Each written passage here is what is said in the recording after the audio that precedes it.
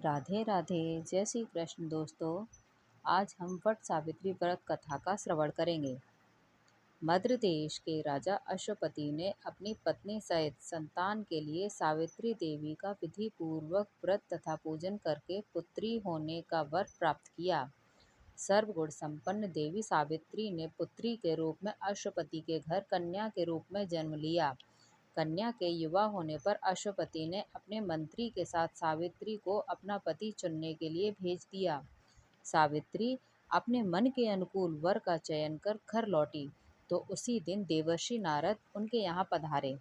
नारद जी के पूछने पर सावित्री ने कहा, यमराज ध्युमसेन के पुत्र सत्यवान की कीर्ति सुनकर उन्हें मैंने पति के रूप में वरण कर लिया है। नारद जी ने सत्यवान तथा सावित्री के ग्रहों की गणना कर अश्वपति को बधाई दी तथा सावित्री के गुणों की भूरि भूरि प्रशंसा की और बताया कि सावित्री के 12 वर्ष की आयु होने पर सत्यवान की मृत्यु हो जाएगी। नारद जी की बात सुनकर राजा अश्वपति का चेहरा मुरझा गया।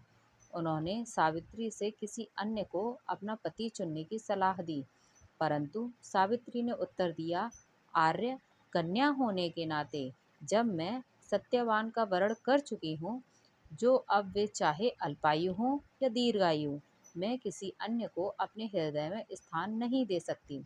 सावित्री ने नारद जी से सत्यवान की मृत्यु का समय ज्ञात कर लिया। दोनों का विवाह हो गया। सावित्री अपने ससुर परिवार के साथ जंगल में रहने लगी। नारद जी द्वारा बताए हुए दिन से 3 दिन पूर्व से ही सावित्री ने उपवास शुरू कर दिया। नारद द्वारा निश्चित तिथि को जब सत्यवान लकड़ी काटने के लिए चला तो सास ससुर से आज्ञा लेकर वह भी सत्यवान के साथ चल दी।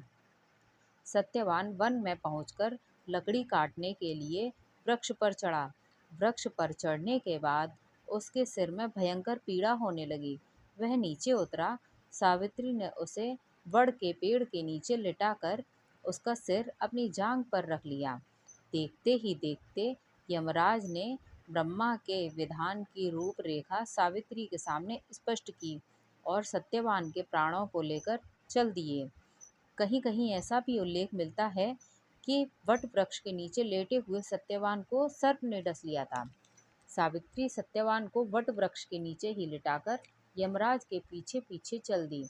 पीछे आती हुई सावित्री को यमराज ने उसे लौट जाने का आदेश दिया। इस पर वह बोली, महाराज, जहाँ पति वहीं पत्नी, यही धर्म है, यही मर्यादा है। सावित्री की धर्म निष्ठा से प्रसन्न होकर यमराज बोले, पति के प्राणों के अतिरिक्त कुछ भी मांग लो। सावित्री ने यमराज से सास ससुर के आंखों की ज्योति और दीर्घायु मांगी। यमराज तथास्तु कहकर आगे बढ़ गए। सावित्री भी यमराज का पीछा करती रही। यमराज ने अपने पीछे आती सावित्री को वापस लौट जाने को कहा तो सावित्री बोली, पति के बिना नारी के जीवन की कोई सार्थकता नहीं।